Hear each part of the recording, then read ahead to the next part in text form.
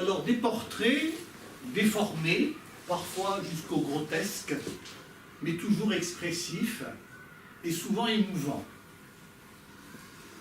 Des paysages en déséquilibre, prêts à tomber à la moindre secousse.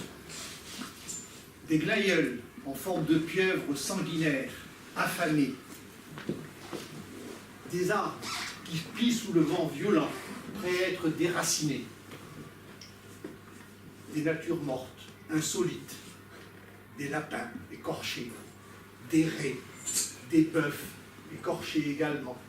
Tel était ce que l'on pouvait voir au musée de l'Orangerie en 2012 sur une exposition sur Soutine qui nous permettait de connaître, de reconnaître ou de réapprendre Soutine. Soutine, peintre lituanien exilé en France en 1913, ami d'infortune de Modigliani, qui était, si vous voulez, par certains rejeté, avec des propos allant de la xénophobie jusqu'à l'antisémitisme, recherché par les galéristes à l'affût des peintres d'avant-garde et des célébrités, adulé par Barnes, Barnes qui lui a permis d'avoir une meilleure situation et pour lequel il a acheté beaucoup de toiles. Tel était donc ce que l'on peut dire sur Soutine, mais c'est quelques lignes en peu de mots pour résumer sa vie et son œuvre. Une enfance misérable, l'exil, la judéité, la maladie, à nouveau l'errance et la peur pendant des années de guerre, enfin une mort dans la souffrance trop tôt survenue, servant de drame au récit d'une vie marquée du sceau du tragique que l'œuvre ne pouvait que refléter. Je vous avoue que visiter cette exposition au musée de l'Orangerie ne pouvait pas laisser indifférent. Beaucoup ont été, je ne dis pas choqués, mais beaucoup ont été un peu heurtés par cette vision de ces tableaux. Et il pourrait prendre à leur compte les critiques que l'on faisait à l'époque sur sa peinture. Je vais vous en lire quelques-unes. Semble se complaire dans l'éloge de la laideur.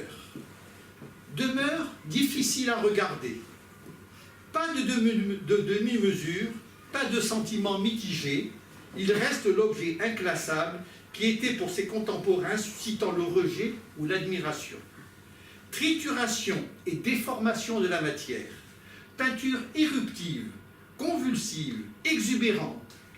Peintre du déchirement, de la violence dramatique. Voilà tout ce que l'on pouvait dire à l'époque avec sa peinture, telle que les critiques pouvaient le dire, et que certains ont éprouvé au cours de cette exposition. Mais pour ceux qui s'intéressent à l'art, l'œil s'habitue de plus en plus, et ce qui était horrible à un certain moment devient beau, et des éloges maintenant qu'on peut dire sur la peinture de Soutine.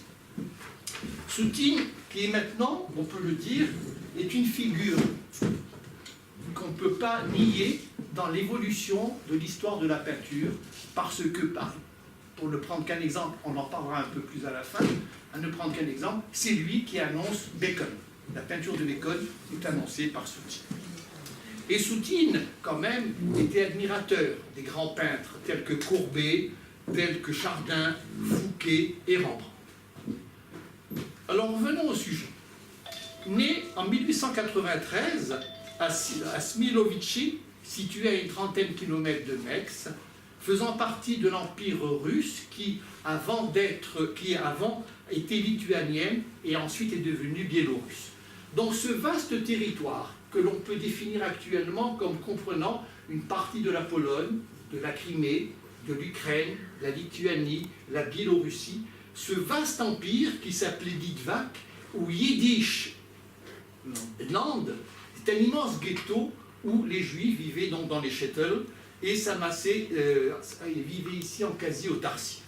Le shtetl de Soutine, dans lequel il vivait, comptait 400 habitants. D'ailleurs, on raconte, parce qu'il y a plein de légendes sur Soutine, on raconte que quand il était arrivé à Paris, il ne parlait même pas russe, il parlait le yiddish. Son père, Salomon, est tailleur. Sa mère, Sarah, aura eu 11 enfants, et Chaim était le 10e. Ils vivaient tous dans la pauvreté, on se battait et on le battait, disait-on aussi, pour un seul morceau de pain. Mais on le battait souvent, Soutine, ça rappelle, comme si c'était une coutume en Russie. Parce que si on lit l'enfance de Tchekhov, on s'aperçoit de la même chose, il était battu sans arrêt par son père. Et son père battait Soutine parce que, peut-être à juste titre, il volait les ciseaux de son père, il volait les instruments, les ustensiles de cuisine de sa mère, avec le seul but, parce que de tout petit, il voulait dessiner, il voulait être peintre, et avec ce qu'il volait, il pouvait s'acheter des crayons et des couleurs. Et même un jour, il a tellement reçu une tannée qu'il s'est enfui, et ses frères et sœurs l'ont rattrapé, et pour le corriger, lui ont foutu encore une tannée. Et puis, l'élément le plus dramatique, ça a été lorsqu'il a voulu représenter un homme barbu, certainement un rabbin. Cet homme barbu, qui était un rabbin, et le fils de ce rabbin, parce qu'il avait transgressé la loi, le fils de ce rabbin, qui était boucher, l'a pris dans son arrière-boutique, et à ce moment-là, il l'a tabassé, il l'a frappé, avec une lanière en cuir et la boucle, dans un arrière-boutique où il y avait des carcasses de bœuf, des poulets, où il y avait des tas de choses, le sang dégoulinait de partout, et cela l'a tellement marqué que ça restera peut-être dans ses peintures futures. Et bien sûr, il est arrivé à la maison dans un état lamentable, la famille a porté plainte, et pour arranger à l'amiable, le boucher a donné 25 roubles que la famille s'est partagée, elle a gardé une partie pour lui, et l'autre partie l'a donnée à Soutine, qui a pu partir à Vilnius. À Vilnius, où il a commencé à travailler, dit-on, comme apprenti cordonnier ou comme apprenti tailleur. Vilnius, qui était une ville tout à fait différente du Tchétchène dans lequel il vivait, c'était beaucoup plus ouvert, les juifs étaient admis autant que le monde occidental, le monde chrétien, pardon, et donc ils se sont inscrits dès l'âge de 10 à 11 ans, il s'est inscrit aux Beaux-Arts avec un ami qui s'appelait Krikoïn, un ami qu'il a gardé toute sa vie, et il n'avait qu'un but, c'était de partir à Paris. Et tant bien que mal, à un certain moment, il a courtisé une fille d'une famille de juifs assez aisée, mais comme il a tardé à se prononcer, la fille a épousé un autre, et les parents, un peu navrés, ont donné à Soutine une certaine somme par laquelle il a pu aller s'échapper et puis partir à Paris. Il est arrivé à Paris, donc en 19... Alors ça aussi, on ne sait pas trop. 1912, 1913, 1914, le fait il est arrivé au mois de juillet. Quand il est arrivé à Paris, il se trouvait donc avec Krikoïn, il s'est trouvé qu'il y avait une représentation d'Aïda, et l'entrée était gratuite. Donc il en a profité, et comme on dit dans la légende, dans les romans, en écoutant les trompettes d'Aïda, les trompettes de la renommée, peut-être a avivé encore davantage son désir d'être peintre et de devenir un peintre célèbre. Quoi qu'il en soit, il est arrivé à la Ruche à Paris, où il y avait Créménienne, qui était aussi un ami qui était peintre, et à 2 heures du matin, il est rentré, il a dit « me voilà ». Comme on dit, Paris à nous deux, ben me voilà. Alors la ruche, c'était une villa Médicis assez libre, un phalanstère d'artistes, qui a été fondé par un peintre, Alfred Boucher, qui, après avoir fait fortune, parce qu'il a travaillé pour la famille royale de Roumanie, a acheté cette maison qui était sur 3 étages, une rotonde dans laquelle il y avait des compartiments, des petites cellules où les peintres pouvaient, les infortunés, pouvaient venir dormir et travailler. La Ruche, bien sûr, a accepté comme peintre, je vais citer Chagall, Modigliani, Zadkine, Brancusi, Léger, Diego Rivera, Apollinaire, parmi les Mac Jacob, Blaise Cendrasse, et même Alain Cuny, le célèbre comédien Alain Cuny, qui au départ voulait être peintre, et il s'est trouvé qu'il est allé à la Rotonde. Soutine n'avait pas d'atelier approprié à lui, il travaillait chez les uns et chez les autres, et dans une certaine convivialité. C'est dans la misère qu'il y a beaucoup plus de fraternité, de convivialité, que parmi les riches. Avec une nourriture, bien sûr, qui laissait à désirer, ce qui a fait dire à Chagall cette boutade, à la ruche, on y crevait ou on en sortait célèbre. Soutine, il en a crevé et puis il en est sorti également célèbre. Alors malgré la précarité, il faut savoir que Soutine a profité de tous les charmes de la capitale. Il voulait absolument, c'était une nature, il voulait absolument s'intégrer, il voulait absolument s'instruire. Donc il allait au concert, il raffolait de la musique de Bach, il lisait Rimbaud, Montaigne, Balzac, il allait au Louvre, il admirait Rembrandt, il admirait Fouquet et les témoignages que l'on dit, c'était un être fruste, sauvage, qui rasait les couloirs, qui restait des heures comme ça devant une toile, en reculant. Et enfin, il était presque d'une nature inquiétante pour les gardiens, parce qu'ils se demandaient que faisait cet homme-là, qui restait devant ses toiles, il partait, il revenait, il éclatait en sanglots, enfin bref, une nature sauvage et impulsive. Actuellement, donc voilà la ruche, hein. Actuellement, la ruche existe toujours, hein, dans le quartier du palais de impasse de Danzig, dans le parc de Georges Brassens. C'est une résidence pour artistes toujours, mais qui n'est pas ouverte au public. Alors arrive 1914, c'est la guerre. Bien sûr, tous les artistes étrangers veulent s'engager, veulent servir la France, veulent rentrer dans la Légion étrangère. Apollinaire, Quisling, Modigliani, lui, est réformé, et Soutine, qui s'était proposé également pour faire les tranchées, vu son état, a été également réformé. Il a pu obtenir un permis de séjour, et il est allé à Livry-Gargan, chez la famille de Kirchhoff. Alors, il a commencé à peindre des paysages.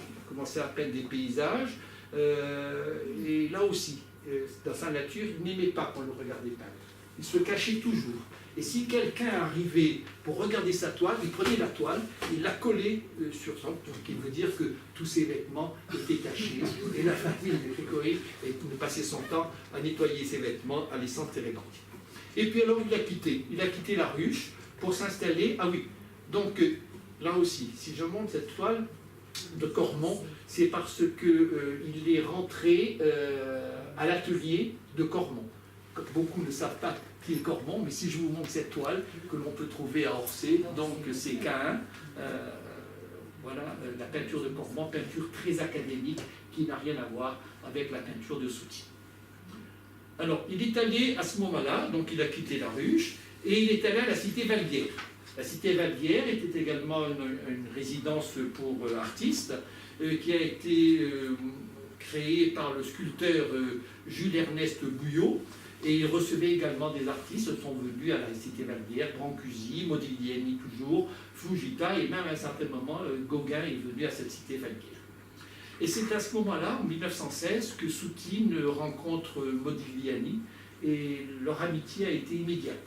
On ne sait pas pourquoi, mais il y a des choses comme ça dans la vie.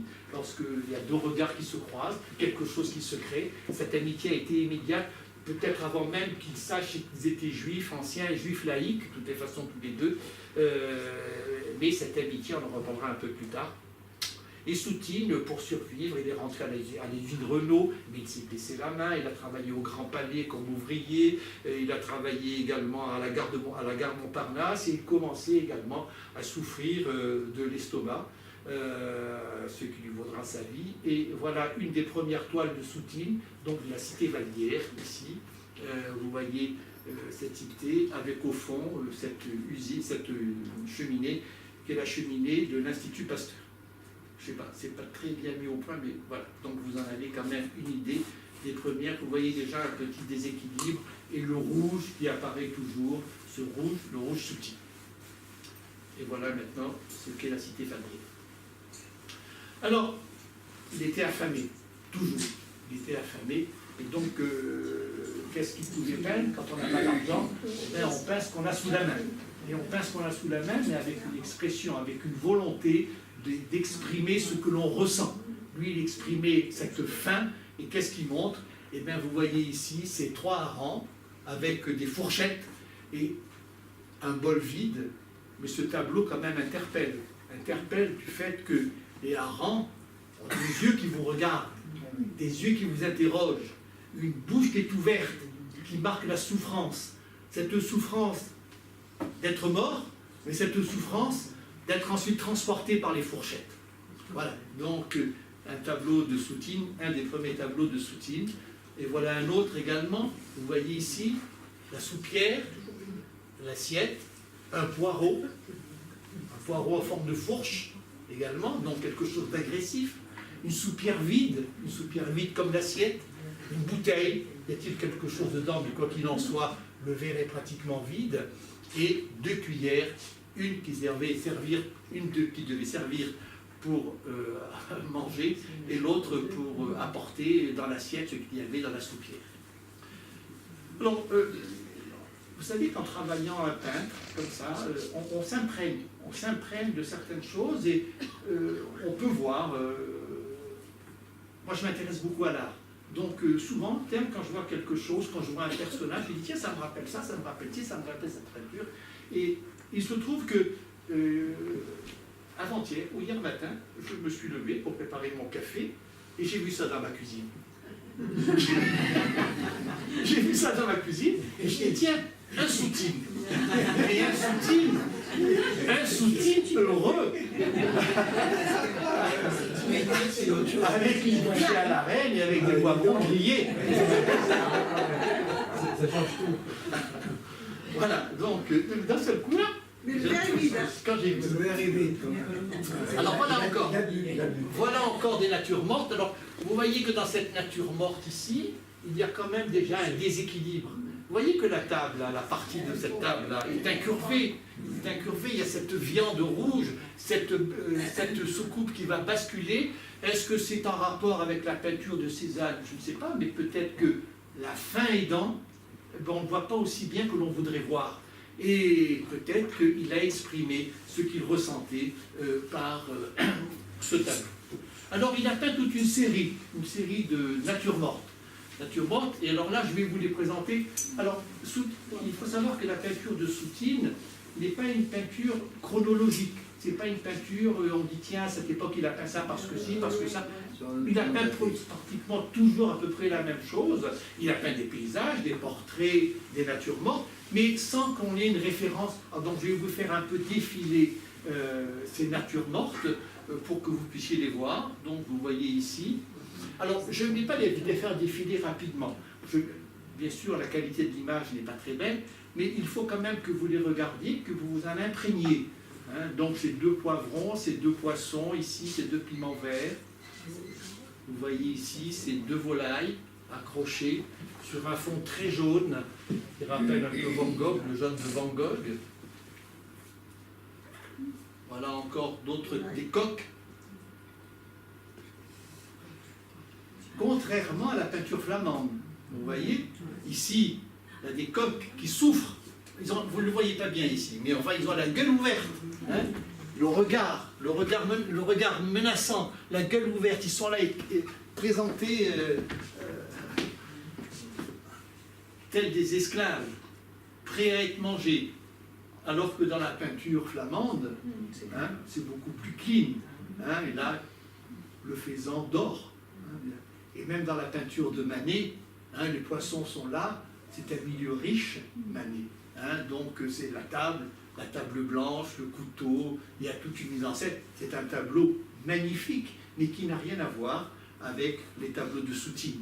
Vous voyez ici ce coq-là, qui est comme s'il était, accroché, comme s'il était pendu, étranglé, avec un cri.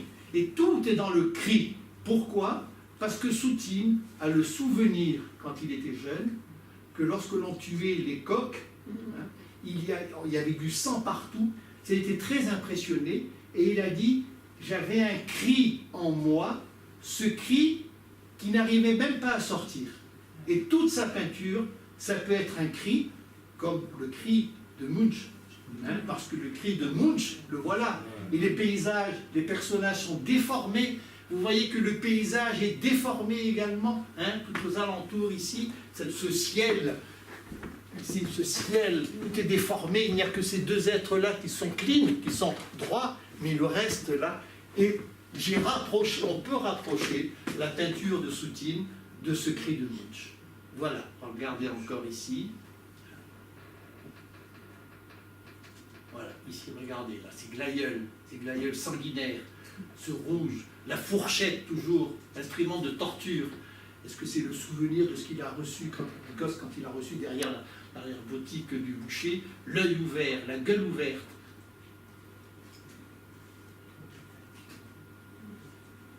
Voilà ici, éventré, le foie sorti, comme si ici, hein, comme s'il y avait un vomissement comme un seul jet, hein, de cette voilà, les lapins encore, toujours avec les dents, comme si les dents écrasées, l'œil accroché à une persienne, encore. Voilà. Donc ici, nous sommes... Et Soutine aussi, il a fait quelques portraits également à cette époque, mais sa particularité, c'est que lorsqu'il peignait un personnage, il le montrait tel qu'il deviendrait 50 ans plus tard. Un témoin raconte que lorsqu'il avait vu un tableau de la secrétaire de Sbo, qui était un marchand d'art, il avait vu ce tableau, il a dit, il est allé pour le rencontrer, il pensait trouver une vieille femme, mais c'était une jeune fille de 20 ans, alors que, donc, voilà, c'est encore une nature morte, là, avec toujours... Voilà, et donc ce portrait d'un jeune homme au chapeau vert, hein, le vert, il faut l'imaginer, hein, il est vert, donc ça fait déjà un vieillard, une personne déjà âgée, comme s'il voyait par la personne,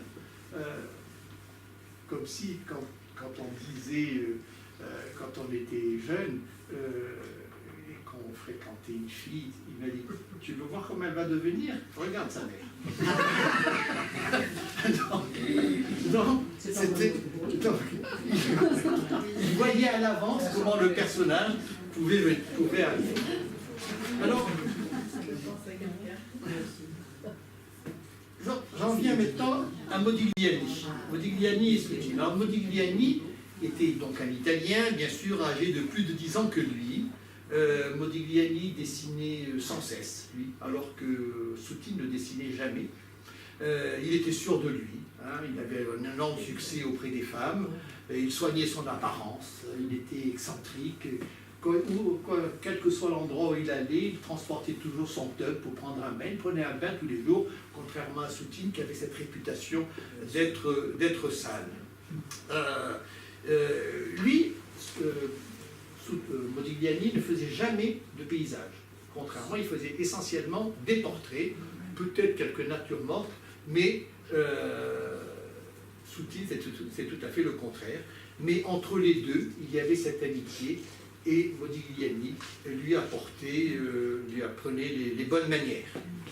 Il entraînait souvent Soutine dans les bars. Alors voilà, dans les lieux connus de Montparnasse à l'époque. Donc nous avons ici une photo de l'époque de la Rotonde, qui était le QG des Juifs de l'Est, des Espagnols et des Français.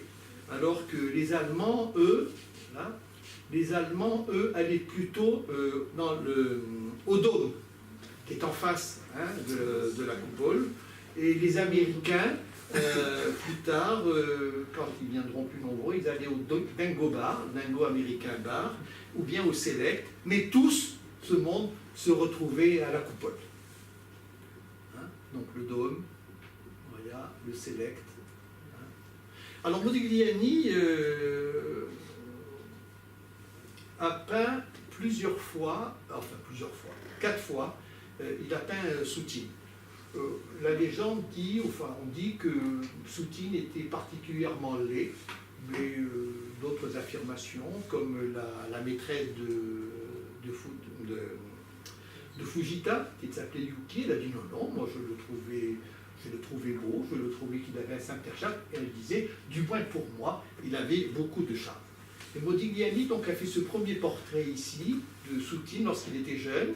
Vous voyez cette chevelure, ce front dégagé, cette chevelure épaisse, noire, les yeux brillants, les lèvres bien coloré, qui s'en trouve sur des dents régulières, un long cou bien sûr à la Modigliani.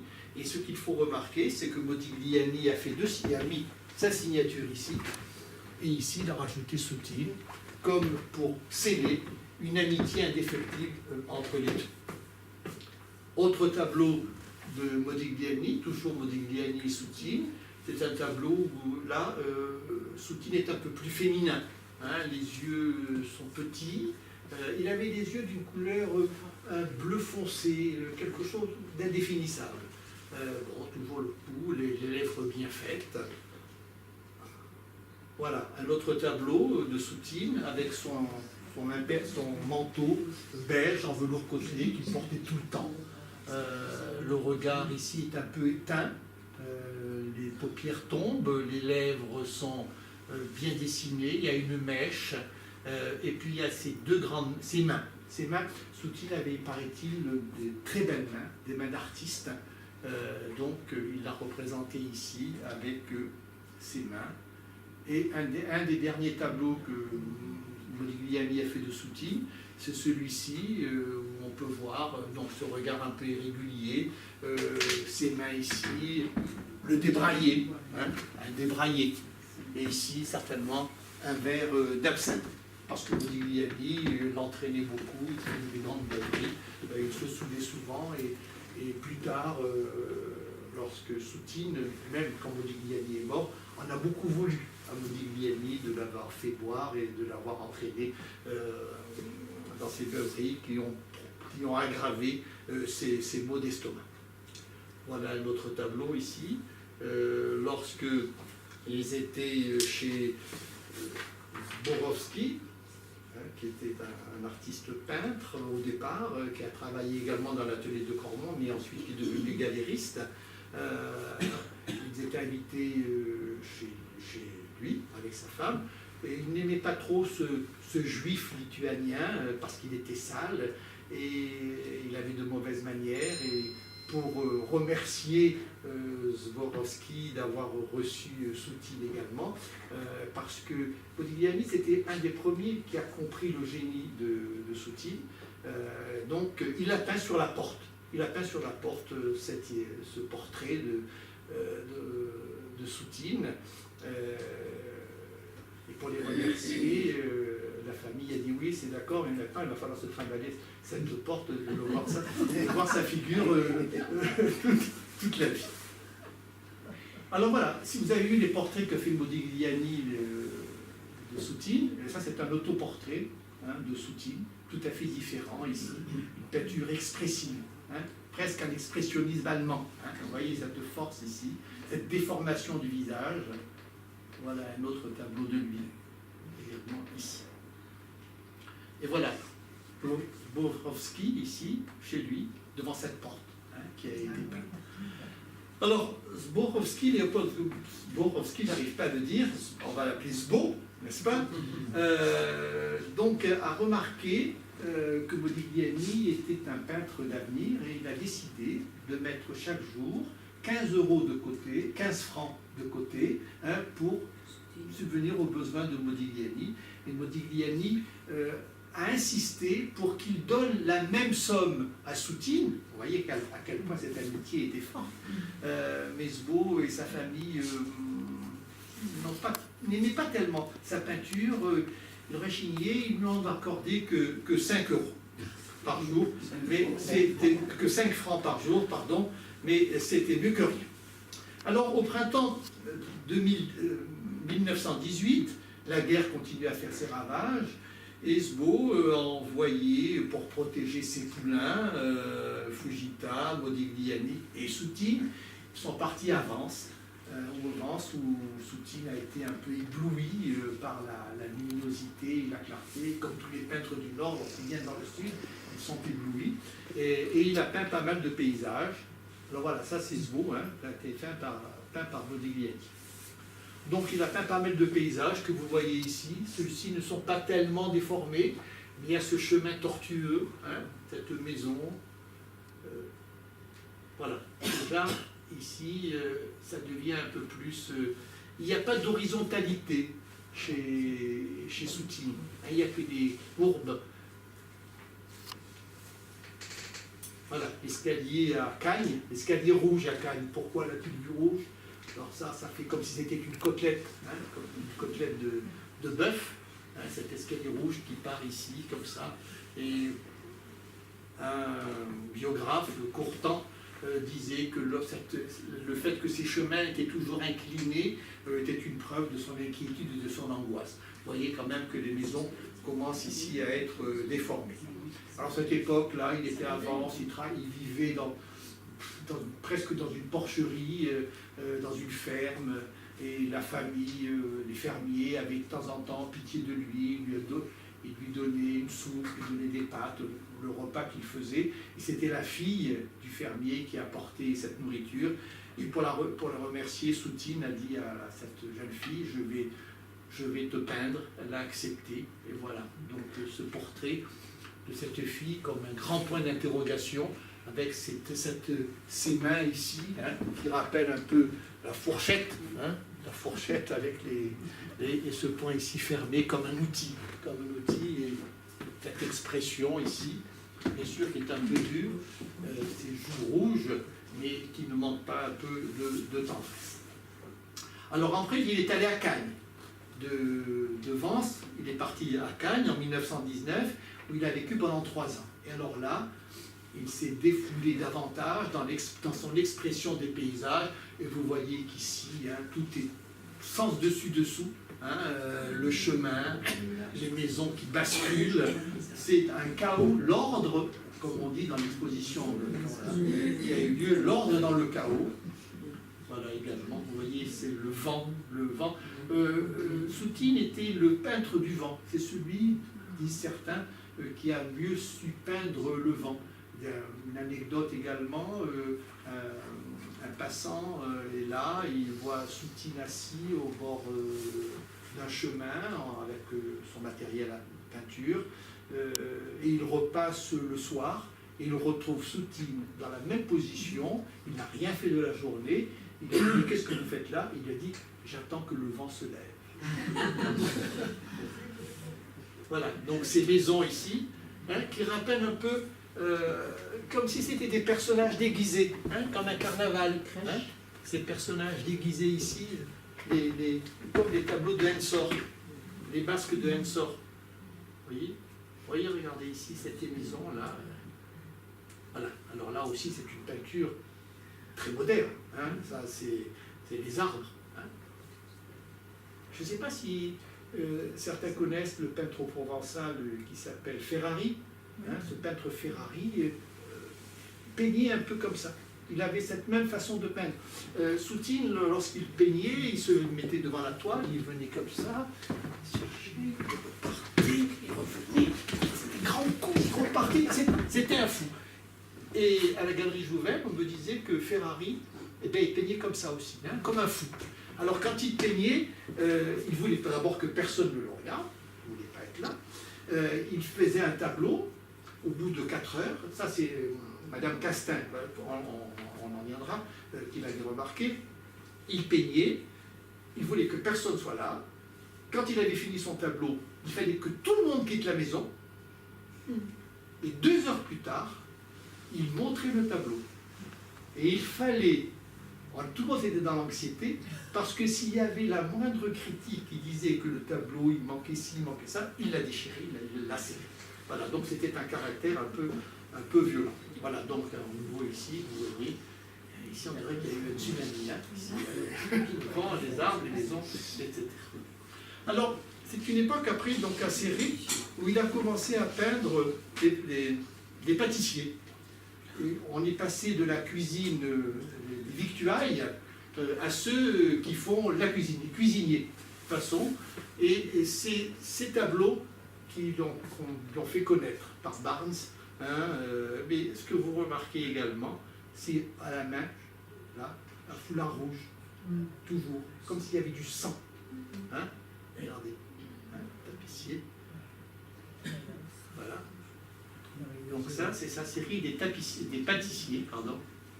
Et Barnes est arrivé en 1923 à Paris, parce qu'il avait fait fortune. Vous savez qu'il avait mis au point une substance, l'argirol, qui permettait de soigner la gonorrhée et de prévenir la cécité chez les jeunes enfants. Et de là, il a fait fortune. Alors, il a décidé de faire une fondation, la fondation Mérion, à côté de la province de Philadelphie. Et il voulait mettre des tableaux. Donc, bien sûr, il est venu à Paris, puisqu'il admirait Matisse, Renoir, Cézanne. Il voulait la nouvelle vague, Trio, Laurentin, Modigliani, etc. Donc, il s'est penché auprès de Paul Guillaume et de Valdemar-Georges qui l'ont emmené. Et puis, il a été séduit par la peinture de Soutine. Il en a acheté une 50aine de toiles, comme ça, d'un coup. Il a voulu le connaître. Bien sûr, quand il est arrivé à Paris, les gens savaient, hein, il vient pour acheter de la peinture, tout le monde, comme si c'était, il arrive. Mais Soutine a gardé quand même une certaine fierté. Lorsque Barnes a voulu le convoquer, il a presque dit, je ne suis pas à votre merci, votre argent, vous pouvez les garder. Il voulait qu'il apprécie sa peinture pour sa juste valeur et non pas pour la valeur marchande. Hein. Et c'est quand même à partir de là qu'il a commencé à être connu, à travailler dans des galeries, notamment lorsque Paul Guillaume à Paris a fait une exposition de toutes les peintures que Barnes avait achetées à Paris. Il y avait beaucoup de Soutine, et à partir de là, donc, Zborowski a commencé à lui donner 25 francs par jour. Il a commencé à avoir une voiture, à s'acheter des costumes, des chaussures. Il a pris un peu d'écart avec les gens qu'il fréquentait. Pourquoi? Peut-être par peur qu'on le tape trop. Hein. Il n'aimait pas, il voulait de l'argent, mais il n'aimait pas l'argent. D'ailleurs, il ne mettait pas l'argent à la banque, il le gardait tout le temps sur lui. Il était assez généreux, hein, je crois, que peut dire son chauffeur, il était assez généreux. Et à partir de ce moment-là aussi, il a commencé à prendre des cours de diction. Hein, parce qu'il ne voulait plus avoir les mêmes intonations de l'accent yiddish, il voulait devenir parisien. Hein, et même, comme il s'appelle, c'est pas Zadkine. Enfin bref, mais pourquoi tu parles comme ça maintenant on se moquait de lui. Et donc là, c'est Barnes, bien sûr, tel que De Chirico l'a vu. Ici, hein. Donc ça c'est l'argirol, hein, dont j'ai parlé, ce médicament qui a fait fortune. Il a commencé à s'intéresser à peindre des séries. Alors là vous avez les séries, les raies qui ressemblent donc cette fois toujours la même chose, hein, cette bouche ouverte, ces yeux qui regardent, ces tomates comme si c'était des entrailles, de déséquilibre de la table et de la porte. Et c'est bien sûr inspirée de Chardin, hein, la raie de Chardin, qui n'a rien à voir, elle n'est pas aussi dramatique, hein, que celle-ci. Mais c'est une peinture nouvelle. S'il l'avait peint comme Chardin, c'était différent. Alors il s'est intéressé également au bœuf écorché, ça c'est le tableau de Rembrandt. Alors il a demandé à Zborowski de lui apporter des carcasses de bœuf qu'il mettait à la maison. Il ne voulait pas peindre d'après les tableaux, ni d'après des photos. Il voulait la nature telle qu'elle était. Donc bien sûr, c'était à la maison, il a commencé la putréfaction, ça commençait à sentir mauvais, les voisins se plaignaient, les services d'hygiène est arrivé. Les services d'hygiène, contrairement à ce que l'on pouvait penser, ils ont été bienveillants. Ils lui ont dit, mais si vous voulez peindre ça, très bien, mais vous savez, je vous conseille de mettre de l'ammoniac. Alors il a mis de l'ammoniac sur ces carcasses, et il n'y avait plus d'odeur, il pouvait continuer à peindre, mais il n'y avait plus ce rouge qu'il voulait. Alors il a envoyé Germaine, la secrétaire de Zborowski, aller aux abattoirs pour demander du sang. Il versait ce sang sur la carcasse, et les bouchers à l'époque s'inquiétaient. Mais pourquoi vous faites ça? Du sang comme ça, qu'est-ce que vous en faites? vous savez, j'ai quelqu'un de malade à la maison, on a dit qu'il fallait qu'il boive du sang, donc ça a été si bien que... Donc il a pu peindre ces carcasses telles qu'il les voyait, et ensuite il jetait la carcasse à la poubelle, les chiens le mangeaient, mais avec l'ammoniaque ils s'empoisonnaient, ils mouraient. Donc finalement, il a pris les carcasses, il les prenait, il les enterrait, il était de la chaux, et on n'en parlait plus. Voilà, donc les carcasses de Soutine, ici, voilà. Et donc, vous voyez cette comparaison entre ces carcasses et ce lifting. Et puis, c'est un peu adouci. Vous voyez maintenant, les natures mortes, c'est plus doux. Hein, l'image, là, le regard est un peu endormi, il y a beaucoup moins d'agressivité. Alors, c'est quand il a commencé également à peindre les enfants de cœur. Les enfants de cœur. Pourquoi les enfants de cœur? D'abord, il était un peu attiré par la religion catholique, il aimait ce faste. Hein, il aimait ce faste de la religion catholique avant Vatican II. Et puis, il y avait surtout les enfants de cœur, le rouge des enfants de cœur qui contrastait avec le sang, avec le blanc. Hein, ce blanc ici, donc ces portraits.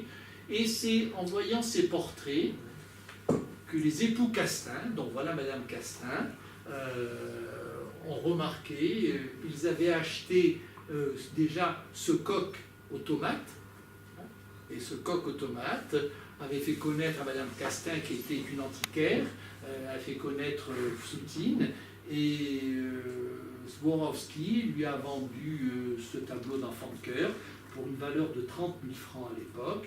Bien sûr, ça fait le tour de Paris, et la cote de Soutine a démarré à ce moment-là. Réellement. Alors, un témoignage de Madame Castin, justement, celle que vous avez vue ici, hein, elle disait, il était dans un état second, hein, il violait le modèle, il arrivait jusqu'à sous mon nez pour faire la bouche. Quand c'était fini, il tombait harassé et ne retrouvait l'usage de la parole que 4 heures plus tard. Et cela à chaque fois que je l'ai vu peindre. Donc, vous voyez, quelque chose de violent. Donc, la famille Castin l'a invité dans leur maison de campagne, près de Chartres. Donc, il a peint cette cathédrale de Chartres, qui a l'air de tenir debout, qui n'a pas l'air d'être tout à fait déséquilibré. Et tableau également, il se rendait également à Vence, où il peignait cet arbre. Et là également, là aussi, il tournait autour de l'arbre pendant des heures pour savoir à quel endroit il fallait mieux le peindre.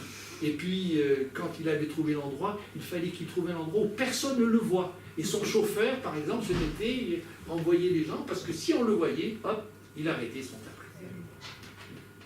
Alors voilà, ça c'est vers la fin, où il s'est rendu à Civry. Là, il est allé à Civry. Hein, c'est le jour de vent à Auxerre. C'est dans les années 1939. Il a fait la connaissance d'une femme. Avant ça, il a connu une chanteuse qu'il avait connue déjà à Vilnius, quand il était gosse. Et avec cette chanteuse, il a eu une relation et il y a eu un enfant. Mais ils s'étaient déjà séparés. Et cet enfant, il ne l'a pas reconnu. On ne sait pas trop quels étaient. Certains disent qu'il l'a dédaigné, d'autres disent qu'il l'aidait pécuniairement, etc. Donc, à un certain moment, donc, il a connu également une juive polonaise qui avait fui dans les années 39 donc le nazisme, et qui est tombée amoureuse tout de suite de Soutine. Elle l'avait vu dans un café, au Select, je crois, ou à la Rotonde, peu importe. Elle est tombée amoureuse, elle a tout fait pour le rencontrer à nouveau. Elle l'a rencontré à nouveau, elle l'a invité à venir prendre le thé chez elle, avec d'autres amis, à 5 heures. Lui, il est arrivé à 7h30 du soir, lorsque le thé était terminé, donc tout le monde est parti. Il l'a invité à voir quoi? À voir un match de catch. Parce qu'il y a cette brutalité, ce sang, et puis il a eu un malaise. Il s'est trouvé mal, donc Gerda l'a ramené chez lui, et elle l'a veillé toute la nuit. Et le matin, quand il s'est réveillé, il lui a dit, Gerda, comment il lui a dit exactement? Enfin, il lui a dit que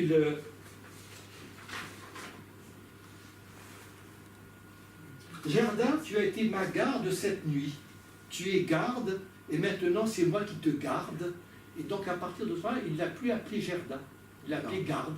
Et tout le monde l'a appelé garde. Hein. C'est pour la première fois qu'il a eu une liaison avec une femme, une liaison qui a duré.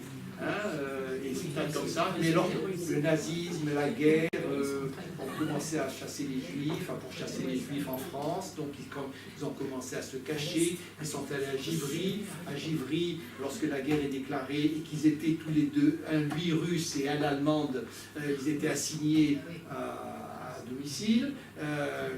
Mais Soutine avait mal à l'estomac, donc on l'a autorisé à aller se faire soigner à Paris. Mais elle est restée à Civry, et puis un jour, ils se sont quand même échappés la nuit, ils sont arrivés à Paris. À Paris, les ressortissantes allemandes devaient se rendre également pour se faire recenser.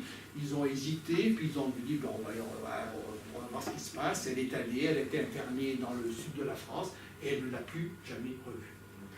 Et lui, donc, il est resté seul.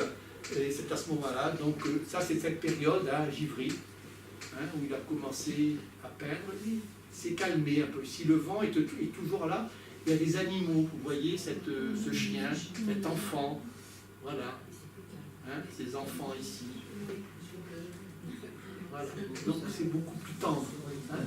Comme quoi peut-être que l'amour d'une femme, une liaison qui dure, apaise un être tourmenté. Voilà, le vent, là.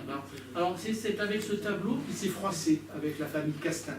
Parce que la famille Castin, il l'a fait pour eux, et la famille pour elle, pour la famille. Et les époux Castin ont voulu un peu le modifier, et puis il s'est brouillé avec eux. Alors, bon, une anecdote, ça. L'exposition à Paris se terminait par ce tableau.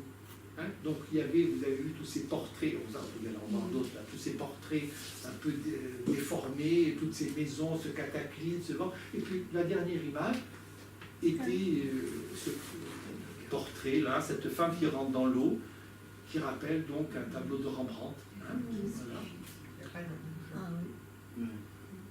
Et alors, il se trouve que en tant que médecin, j'essaie de faire des relations entre une œuvre d'art et un tableau. Une œuvre d'art et un fait médical, pardon. Fait médical. Et c'était en 1912, on parlait d'une anecdote qui n'a rien à voir avec ceci, mais ceci pour dire que on est autorisé à faire toujours des liens. Ces grandes mains, ce regard, même cette petite fille qui tient cette poupée sur un fauteuil rouge, là aussi, voilà, d'autres portraits. Alors il n'a peint aucune célébrité.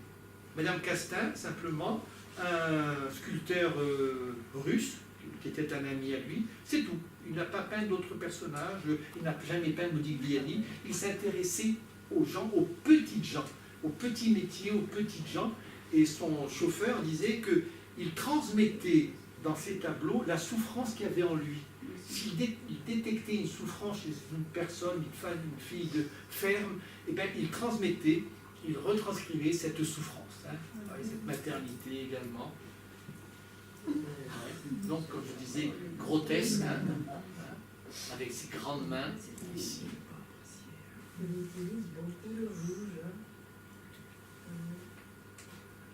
Alors, il faut bien une fin pour lui. Pas pour la conférence encore, mais bien qu'on arrive bientôt à la fin. Donc, il sait qu'il faut se faire recenser lui aussi en tant que juif. Donc, il va se faire recenser avec une boutade. Il dit à son copain, regarde, ils ont massacré mon mot juif. Bref, donc il a commencé à se cacher. Il est allé à Civry parce que Madame Castin, celle qui l'a protégée, a pensé que Soutine ne pouvait pas vivre seul, puisque Garde était partie. Donc elle lui a présenté Marie-Berthe Orange, qui était la première femme de Marx Ernst, et qui était une femme très belle, un ange noir, mais très fantasque et un peu psychiatrique. Et donc, elle l'a présenté, et ils ont vécu ensemble. Ils ont vécu ensemble, mais lui pensait toujours à Agathe. Il l'a réclamé souvent, mais tant bien que mal, mais il a vécu avec elle. Et puis, il avait de plus en plus mal à l'estomac. Ils sont allés voir un chirurgien dans le petit village dans lequel ils étaient. Il a dit qu'il fallait l'opérer absolument d'urgence. Ils ont appelé une ambulance. Cette ambulance a fait tout un détour par la Normandie. Pourquoi? Est-ce que c'était pour éviter les Allemands? Est-ce que c'était pour chercher des tableaux qui restaient?